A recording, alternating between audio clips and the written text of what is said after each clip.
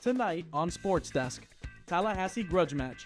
Our In the Trenches crew breaks down this week's intense matchup between the Hurricanes and the Seminoles, and to see how things are looking live from Doak Campbell.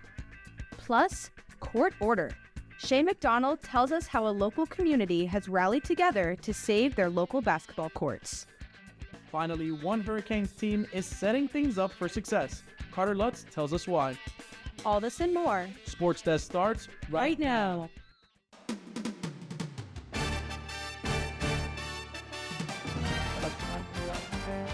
I'm Ed Reed, and you're watching SportsDesk.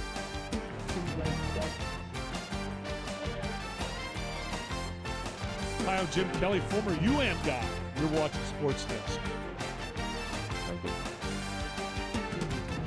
What's up? I'm DJ Williams, and y'all watching SportsDesk.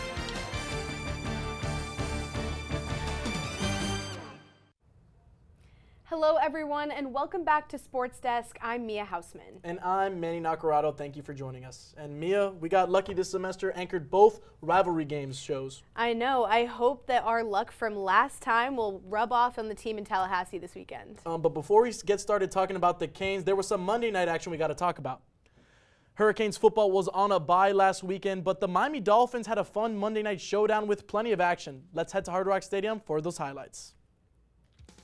And it's classic Jets-Dolphins matchup in Hard Rock Stadium. Dolphins in their rival uniforms, but here's Miami already at the 5-yard line. Tua throws one in the back of the end zone to Darren Waller, his first catch touchdown in 2 seasons. He was rapping a season ago, but here's Darren Waller again. Easy pitching catch for Tua to Waller. They're looking like they're building a connection, but Dolphins go up by 2 scores.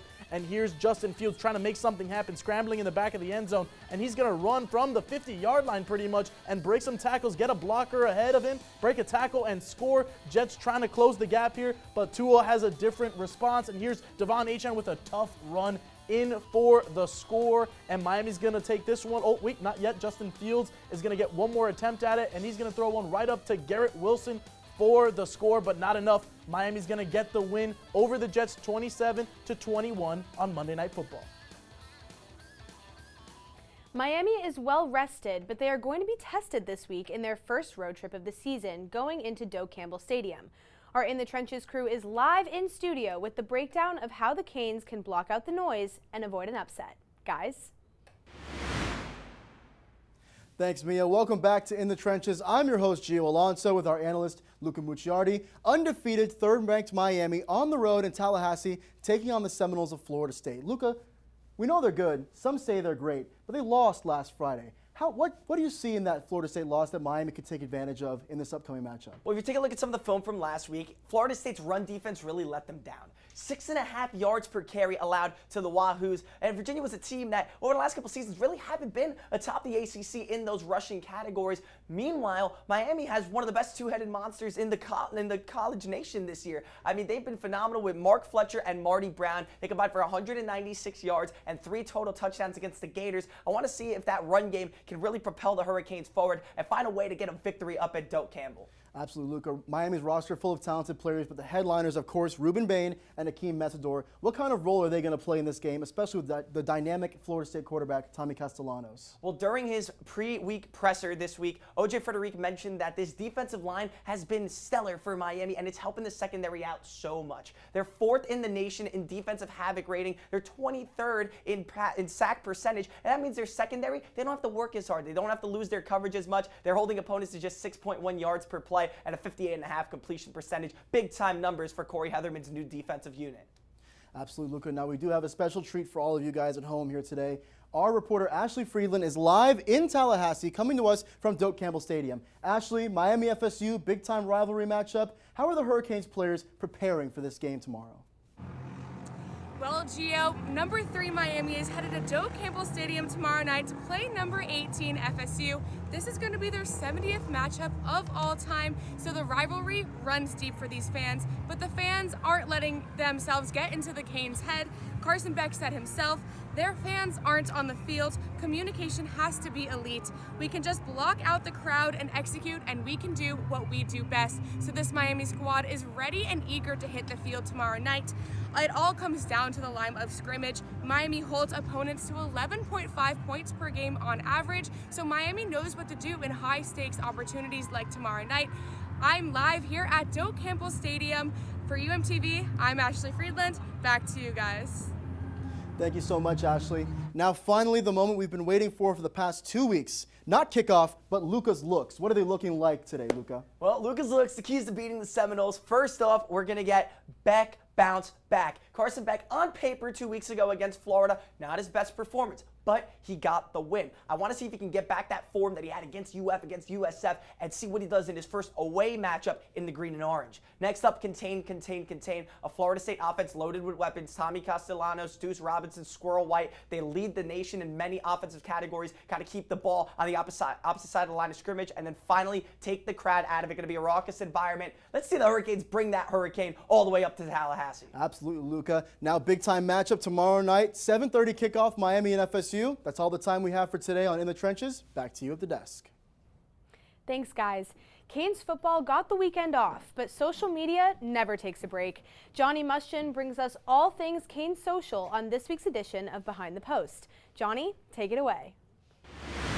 Life is pretty unfair, you know? First, Canes move down a rank from their off week. Then, Hurricanes and Seminoles don't get game day in Tallahassee. Then, Tyreek Hill breaks his leg and ruins my fantasy team. And now you're telling me that 32 Chunk beat 128 Grazer in Fat Bear Week? Are you kidding me? Well, the best way I know how to calm down is by hopping on Canes social media and taking all of you behind the post. I'm Johnny Muschin, and I'm your host. Canes Hoops is right around the corner, and let me tell you, I am itching to catch a game at the Watsco Center. With a brand new coach and a promising new roster, it's sure to be a great time to be a Miami Hurricane.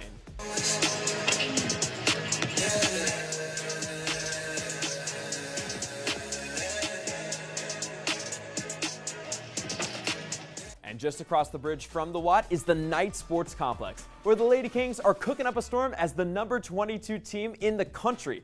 The girls are up in Raleigh right now to keep sliding up those rankings. And speaking of rankings, I better be seeing the Canes move up after they whack the Seminoles this weekend at Doak Campbell Stadium. FSU is now going to stand for fans sobbing uncontrollably, falling short universally, and eventually a failed season undeniably. And if you have any doubts on the Canes versus the Noles, you should check out a little bit of our history. Irvin's got it. Irvin's free. Irvin's gone. Touchdown, Miami. The gamble fails in Tallahassee. The Hurricanes stage a dramatic comeback here in Tallahassee. All right, I need to hit the road, but it's an in-state game. How far could it be? 6, 7 hours? Someone hand me a Celsius stat.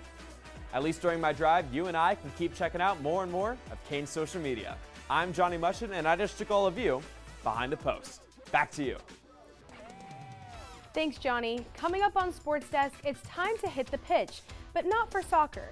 We'll learn how rugby is taking over Miami after the break.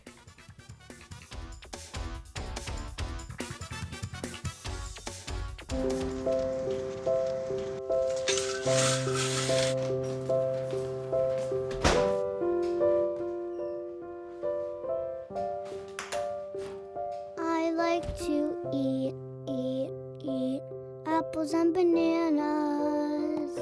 I want to eat apples and bananas. I need to eat apples and bananas. Why can't I eat apples and bananas?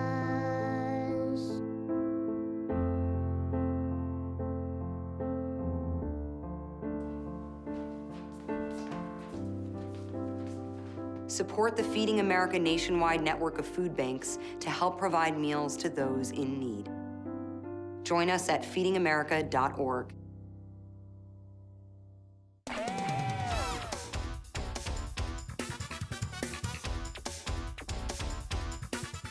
The teamwork required in basketball is usually only seen on the court, but in Fort Lauderdale, a group of hoopers have come together to protect the courts they play on. Shay McDonald has more.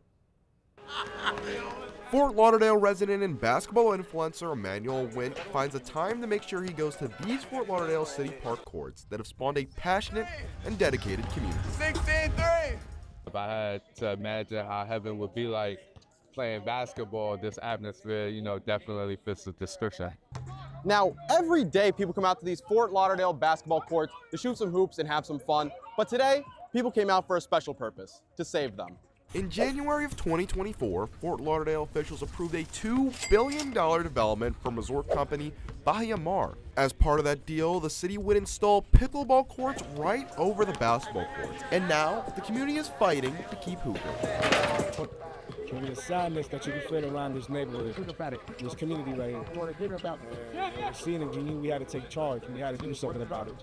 As a member of the Fort Lauderdale Beach Ballers, a local group whose petition with over 8,500 signatures has gotten the attention of everyone, and most importantly, the city. Sitting down with Fort Lauderdale Commissioner Steve Glassman, the city has scouted multiple locations to place the courts, calling it a win-win where locals will get both courts and improved amenities. But a place has yet to be confirmed, and with time ticking down, the community is at risk of losing a piece of history that has brought people together for decades. Man, don't move this court, please. Can I look at the camera on this? It's like, don't take this away, because, you know, basketball saved a lot of lives. For UMTV, Shay McDonald. Thanks, Shay. Canes Hoops have reloaded. The women's team welcomes a pair of international transfers, while the men's squad may have found its new X Factor. Our Hang Time team has the coverage. Welcome back, Canes fans, to another episode of Hurricane Hang Time. I'm your host, MK Easton, and I'm here with our analysts Tucker Kinney and Aiden Scanlon, who are here to break down some of the fear factors the men could bring into this season and some international transfers on the women's side. Tucker, tell us about those standout players. Well, MK, it's finally October, which means it's officially spooky season. So let's take a look at who could be the fear factor for the Canes this year. Now, there are some great candidates. You have big man Ernest Uday Jr., freshman Shelton Henderson, and veteran Trey Donaldson. But I think by and large, the man to step into this role has to be Malik Renew. Standing at 6'9", 233 pounds, he has the power to bully the opposition and the credentials to do so as well. Transferring in from the Big Ten Conference, which is notoriously physical, he averaged 13.3 points per game and 5.5 rebounds per game last season. If he can get going, the opposition team will have to change their tactics to meet him, which will allow Jay Lucas and the Canes to play that free-flowing, exciting brand of basketball that they're looking for this year. Thanks, Tucker. We know that Jay Lucas has made the team more localized on the men's side, but on the women's side, there's a lot more international action. Aiden, give us a rundown. Yeah, MK, while there's some great American talent here on this Miami Hurricanes women's team, there's some great talent from abroad too, focusing specifically on two players. The first one being incoming junior Victoria Blasick from USF of the American Conference. Last year, she won the 2025 American Conference Best Player Award, and last year also averaged 10.4 points as well as shot 36% from the three-point arc. The next player I want to focus on is Gal Raviv from Israel. The incoming sophomore from Quinnipiac won the 2025 MAC Player of the Year and the MAC Rookie of the Year as well. She also started all 32 games as well, averaging 17.9 points and shooting 44% from the three-point arc, which is huge for Miami, who's looking to be able to score points in order to win games. Thanks, Aiden. I think we're all looking forward to seeing the Canes back in action, but that's all we have time for today. Catch us same time, same place next week for some more Hoop Hustle. Thanks, guys.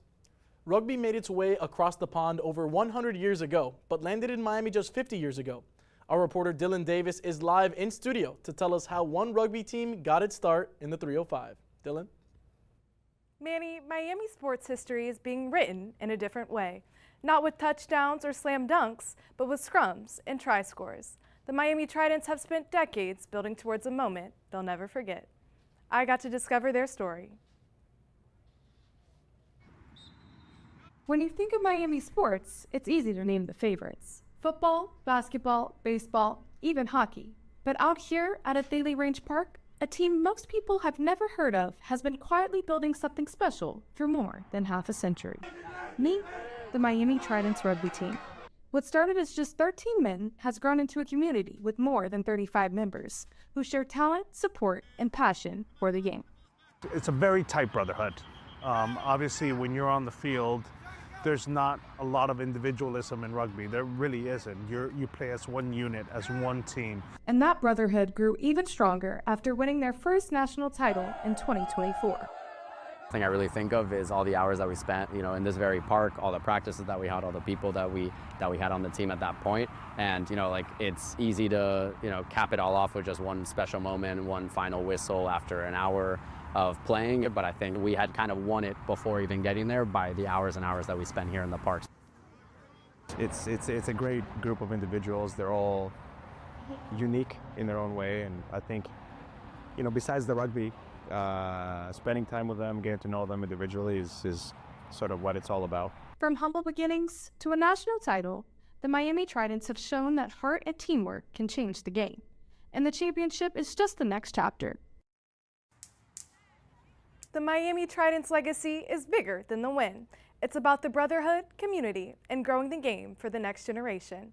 For UMTV, I'm Dylan Davis. Thanks, Dylan. And up next, Sophia Maza tells us about one cross-country athlete's Furry Media Day.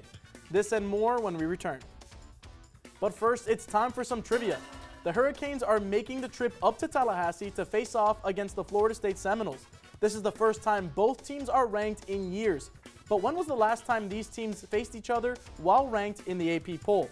Was it A, 2013, B, 2016, C, 2011, or D, 2001? The answer when we come back.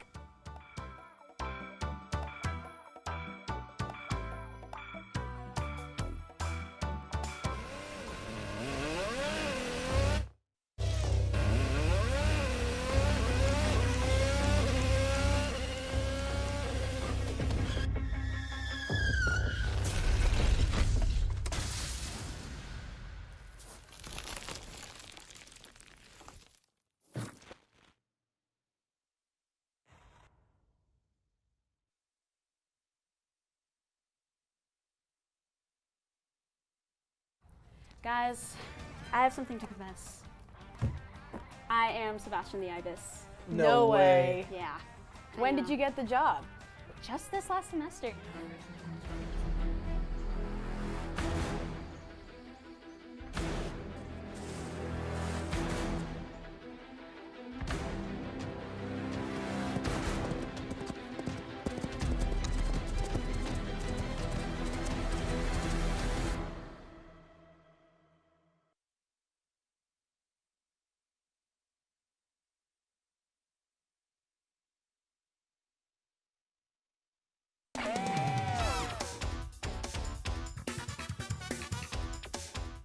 If you guessed B, you're correct. The last time these teams played each other while ranked was in 2016. The 8th ranked Seminoles took down number 20 Miami with a final score of 20-19. The Canes look to right that wrong Saturday night. There's no slowing down for Olympic sports. Sarah Landau and Liam Hickey break down volleyball's win streak, soccer's rivalry showdown, and cross-country action, and more. Guys? What's up, Canes fans, and welcome back to the O Sports Roundup. I'm Sarah Landau. And I'm Liam Hickey. It's FSU Hate Week on campus, and Hurricanes football is not the only team renewing their rivalry at Florida State this weekend.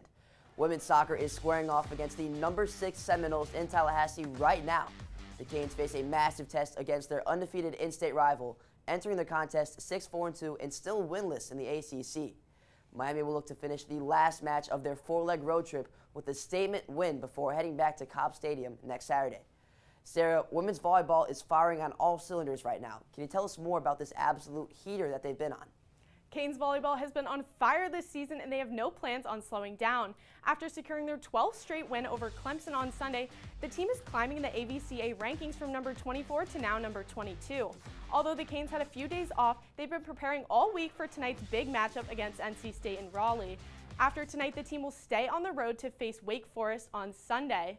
Liam, how are the Canes doing on track and field?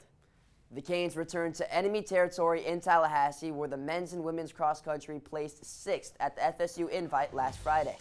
In a field of 35 teams on the men's side, the Hurricanes picked up 194 points to finish just outside the top 5, and the women racked up 196 points in a 36-team race, spurred by Maddie Shire once again, who recorded her second top 15 finish of the season. Miami will return October 17th for the Crimson Classic in Tuscaloosa, Alabama. That'll do it for the O Sports Roundup. Back to you. Thanks, guys. Canes volleyball is sure on a hot streak, and they are not slowing down anytime soon. A blend of fresh talent and key veterans have pushed Miami to number 22 in the AVCA rankings. Carter Lutz has the details.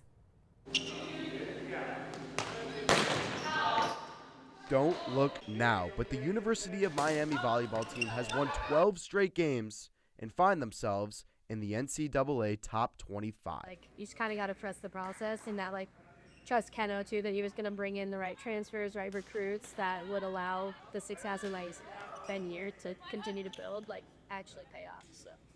After starting the year with only 5 returning players from last season, Coach Keno and his team had reasonable expectations, but the standard never changed. We don't look forward to the tournament. We just go day by day. We go day by day, and I think that's where the results are coming in, because we are, 1-0 every single game, and at the end is when the good results come, like making a tournament, winning hopefully a conference title, and stuff like that. With inexperience on the roster, the veteran presence of senior and starting libero Neilani Feliciano, as well as redshirt sophomore Ariana Rodriguez, have been especially crucial to the team's hot start. I definitely stepped into a completely new role and just totally tried to embrace it. But I think I have a lot of support from the underclassmen, all transfers, so that definitely helps. Now I can manage these situations where I feel under pressure, and I'm like, in a humble way, I'm like, hey, I've been in tougher situations and I've managed. With a current record of 12-1, more importantly, the team is continuing to have fun. This team has been one of the most fun teams I've been a part of. I feel like the young, cheerful, doesn't go away.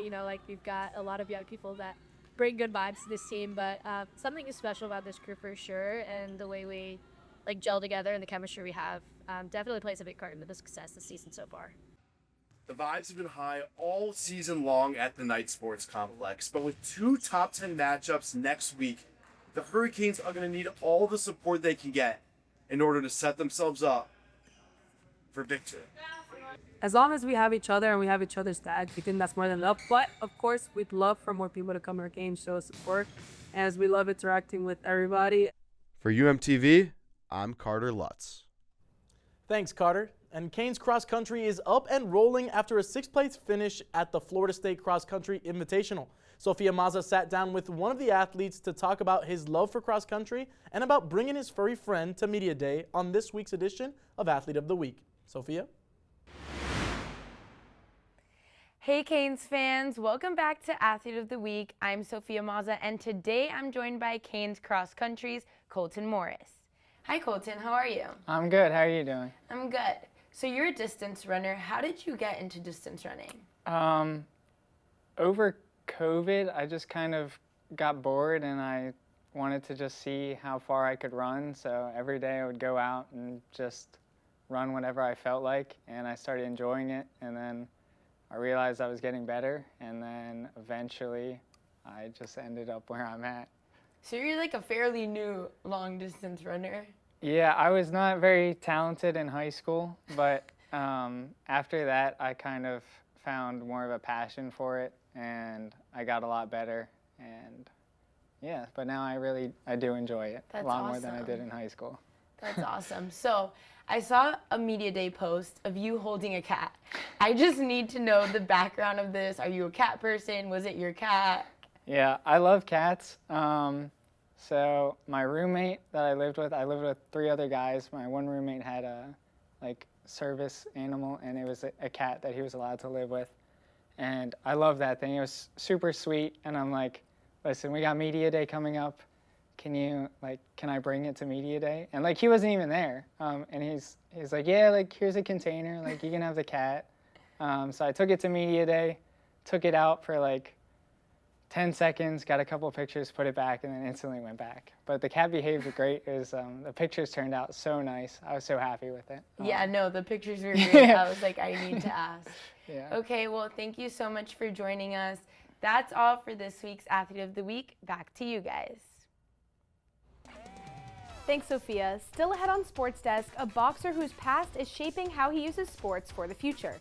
Don't go anywhere. Sports Desk will be right back.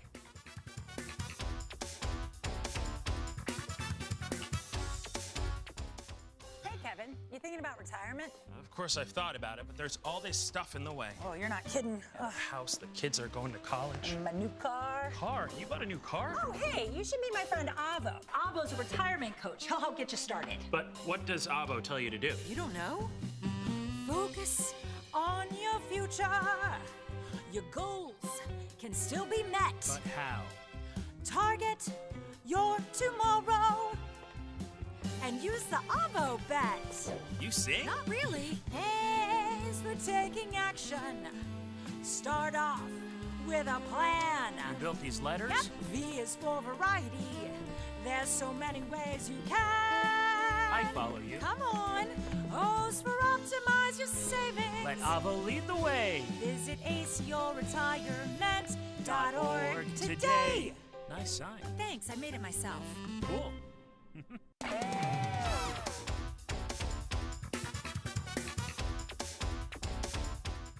Miami is home to thousands of Cuban exiles. Gio Alonso tells us about one Cuban boxer who escaped the island and made his way here to Miami, making a difference in the boxing gym.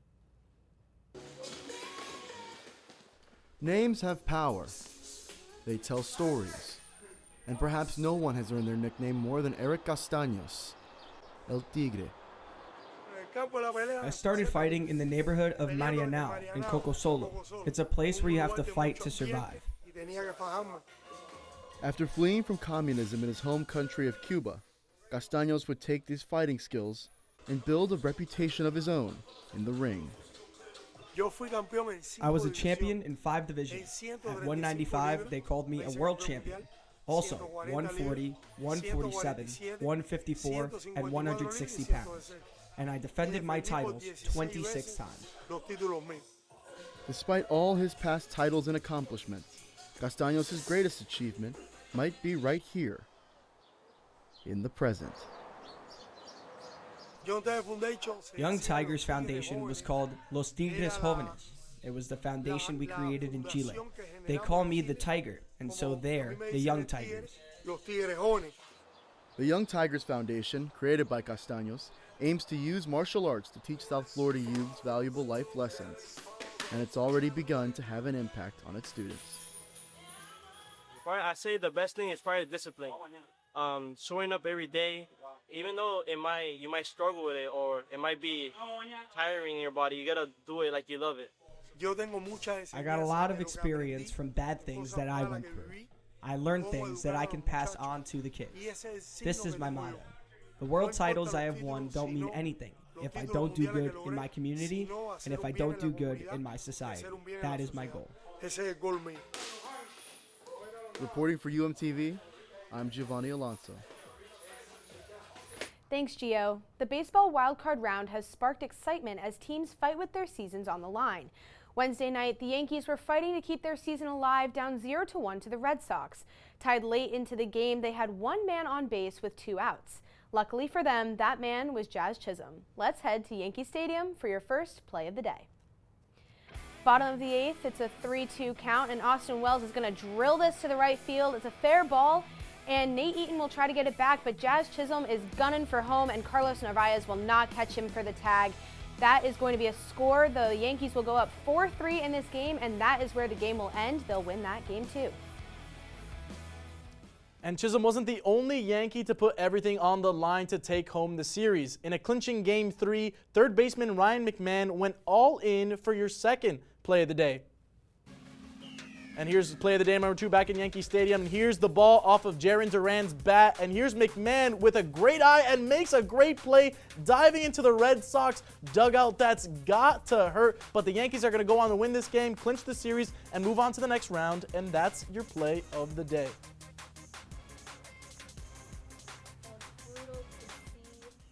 It's brutal to see the Red Sox lose, but that is all we have for today's show. Thank you for joining us. Catch us here next week, same time, same place. Have a great evening, everyone.